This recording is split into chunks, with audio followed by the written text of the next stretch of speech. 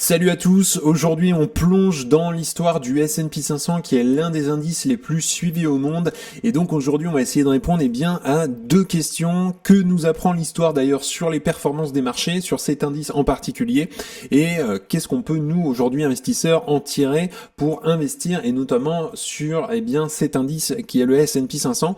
Donc déjà dans un premier temps on va parler de l'aspect historique et du contexte, on parlera évidemment des décennies qui ont été les plus marquantes, tout ce qu'on a eu en termes de correction mais aussi de très belles années, et puis on va essayer à la fin d'en retenir quelques leçons en termes d'investissement et comment fonctionne cet indice là, et je te donnerai évidemment mon avis. D'ailleurs tu peux en profiter pour mettre un petit like à la vidéo et t'abonner, ça permet de soutenir la chaîne et je te remercie grandement. Alors si on regarde maintenant en termes de contexte historique, le S&P 500 a été créé lui en 1957 et il reflète en fait la performance des 500 plus grandes entreprises cotées aux États-Unis seulement.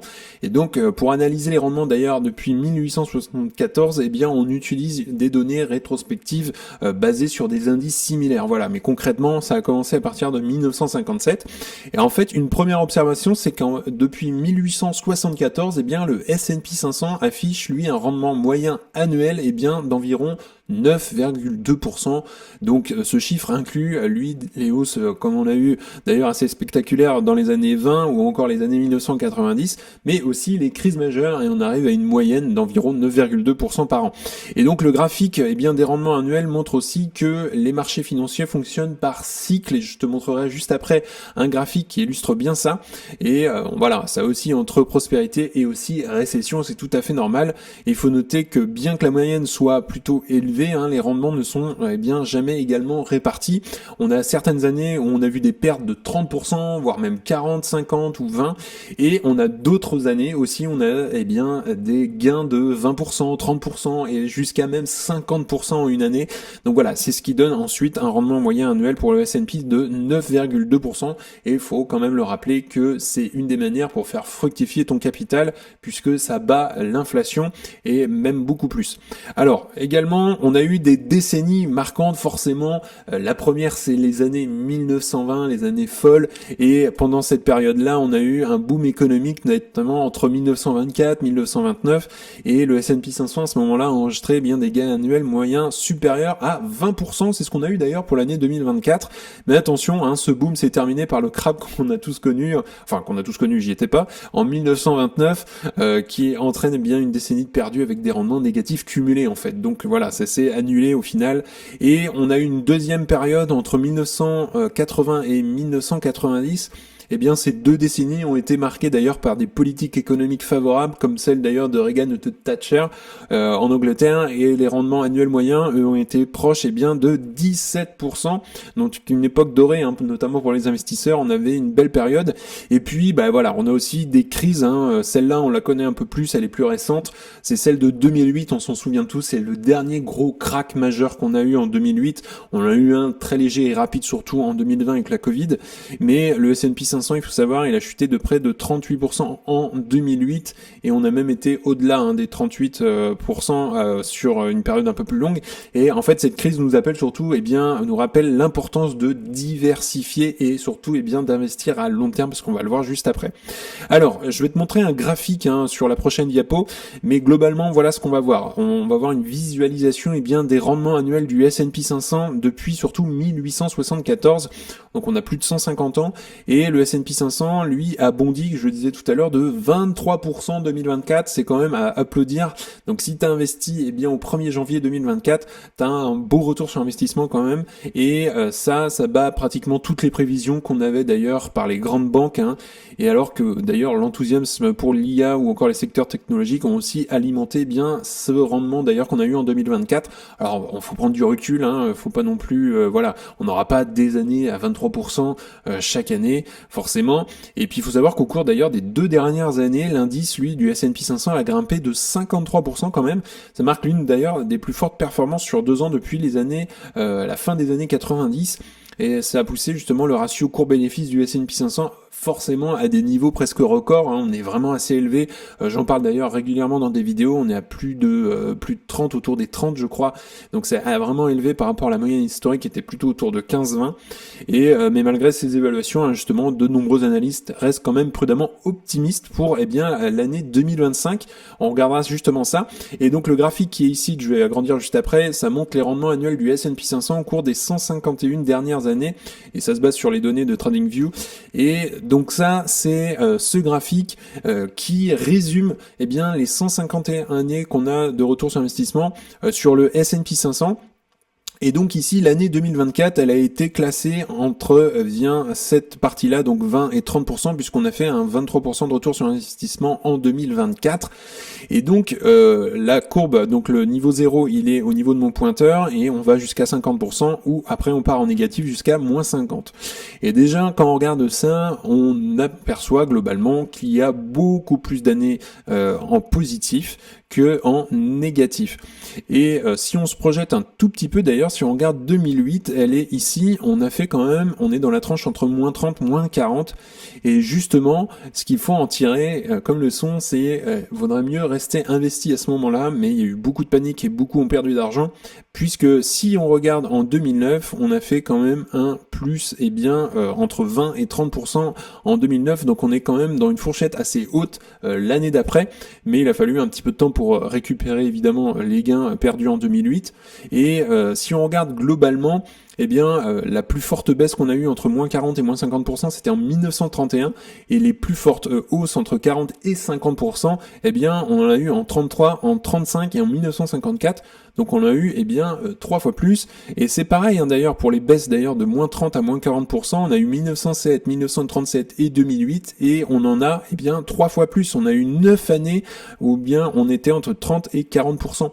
Donc globalement, on a des années quand même positives qui sont beaucoup plus importantes, et là d'après les estimations d'ailleurs pour l'année 2025, le S&P 500 lui devrait afficher plutôt entre 10 et 15% serait dans cette catégorie-là, donc un peu moins que pour l'année 2024, mais on serait quand même en positif en 2025 selon les estimations de certaines banques, mais c'est à prendre avec des pincettes, puisque d'ailleurs en 2024 ils n'avaient pas du tout estimé que le S&P 500 allait faire 23%, et d'ailleurs la banque Goldman Sachs estime qu'on aura un retour sur investissement de 10% environ pour l'année 2025, mais ça à prendre avec du recul. Donc si on exploite un petit peu le graphique que je t'ai montré juste avant, là je t'ai mis dans le tableau en dessous comment les rendements d'ailleurs annuels, entre 20% et 30%, se sont produits eux à 14,6% du temps au cours des 151 dernières années.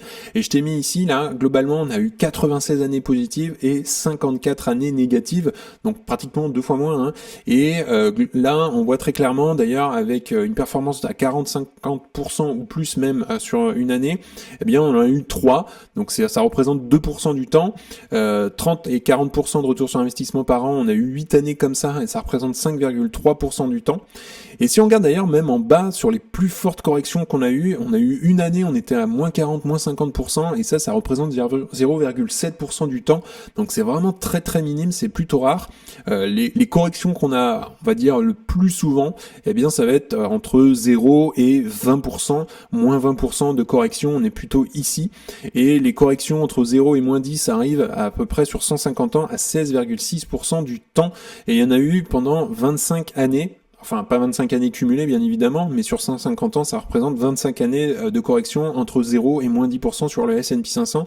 Mais globalement, on le voit ici, on a quand même énormément d'années positives, presque 2 fois plus que d'années négatives, et heureusement quelque part, puisque c'est le long terme qui fait la différence quand on investit sur un S&P 500, c'est pas du court terme, et sur la chaîne, on est vraiment sur de l'investissement long terme. Donc on a énormément d'années quand même en positif, si on regarde ici, entre 0 à 10%, on a eu 30 années, on avait ce rendement-là annuel, et ça s'est produit 20% du temps à peu près. Même chose pour un rendement de 10 à 20% annuel, ça s'est produit d'ailleurs plus d'années que d'ailleurs les 0 à 10, on était à 33 années comme ça, et ça représente 20% du temps sur les 151 dernières années.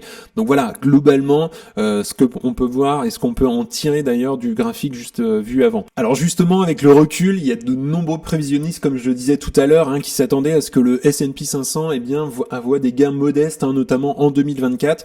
Et la banque méga connue qui est Goldman Sachs, par exemple, a prévu un rendement de 5 à 10% carrément en 2024. Mais en fait, en mars, il faut savoir que le S&P 500 avait déjà dépassé l'objectif que Goldman Sachs avait fixé. Et puis, il faut savoir qu'en juillet, Bank of America a prévu que les rendements avaient atteint leur sommet de l'année, mais l'indice a continué à se redresser de 8% supplémentaires. Et ça, c'était souligné notamment par une économie américaine qui était forte. On a aussi commencé à avoir en septembre l'assouplissement monétaire de la Fed, et puis on a eu aussi en novembre la victoire électorale de Trump. Donc tout ça, ça a donné de l'élan, notamment Tesla, on en a parlé récemment, et on a eu une forte montée à la fin de l'année. On a eu le Bitcoin également. Donc voilà, on était vraiment, on a explosé les prédictions des grandes banques.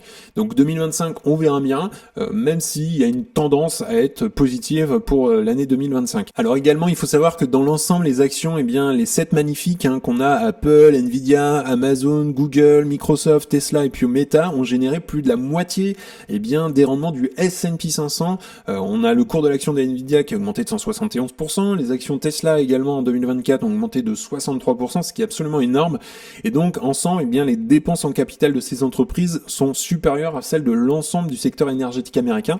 Et en fait, les investissements dans les technologies de pointe s'élèvent en moyenne à 400 milliards de dollars par an, ce qui est assez quand même énorme.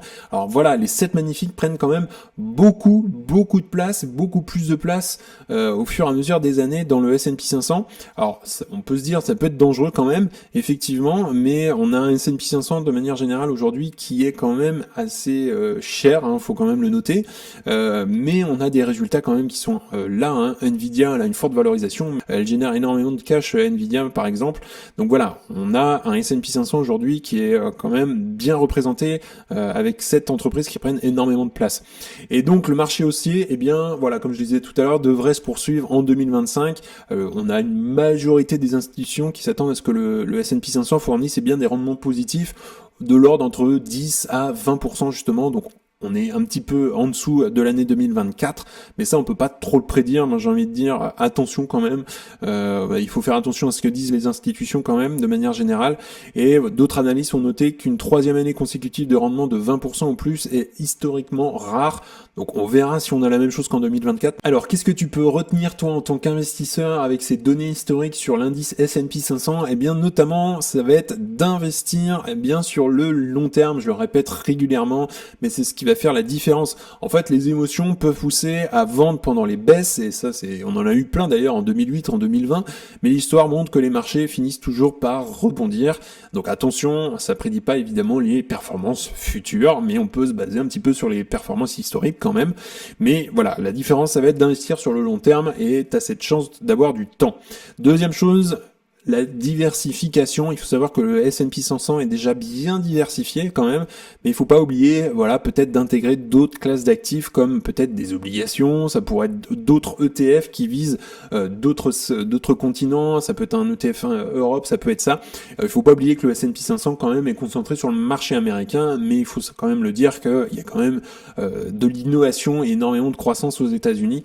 Donc c'est un très bon ETF, c'est pour ça que d'ailleurs que j'investis dessus. Troisième point, ça va être le timing du marché. Voilà, essayer de prévoir justement les hauts et les bas, c'est une stratégie qui me semble moi risquée, et en fait la constance comme investir justement chaque mois comme je le fais est bien plus efficace, et ça a été prouvé. Donc vaut mieux investir tous les mois à des points ou des points bas, ça fait une moyenne, un DCA ce qu'on appelle, et vaut mieux continuer d'investir régulièrement et on aura une meilleure performance au fil du temps. Et il faut que tu vois justement les crises comme des opportunités. En fait les corrections offrent des points d'entrée idéaux, et il faut se rappeler une chose, buy the dip, acheter justement la baisse, et il faut profiter de ces baisses qu'on aura peut-être d'ailleurs en 2025, vu qu'il y aura peut-être sans doute un peu plus de volatilité.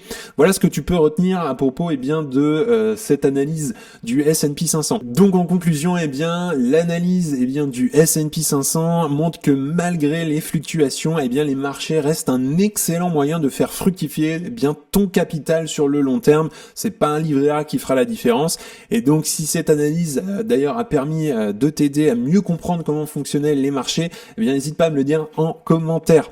Également, si tu souhaites aller plus loin, eh bien dans le premier lien en description, tu peux accéder à You Can Invest App. Donc dans ton espace membre, tu auras accès à ma watchlist avec mes objectifs de prix, également au best stock, c'est-à-dire les meilleures actions à détenir dans ton portefeuille avec 6 critères de qualité.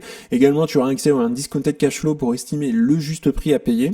Également, tu auras accès à une communauté privée d'investisseurs. Et puis enfin, le gros plus, ce sont des appels vidéo illimités avec moi-même pour t'accompagner dans ta stratégie et faire grossir ton patrimoine. On analyse ensemble des actions, ton portefeuille et on élabore une stratégie sur le long terme. Donc si tu souhaites nous rejoindre, c'est le premier lien en description. En tout cas, on en a fini pour aujourd'hui. N'hésite pas à liker la vidéo, à t'abonner, ça fera grandir la communauté et puis ça me soutient également. Si tu souhaites regarder une autre vidéo, tu peux cliquer juste ici. En tout cas, je te souhaite une excellente journée et à bientôt pour une prochaine vidéo. Salut!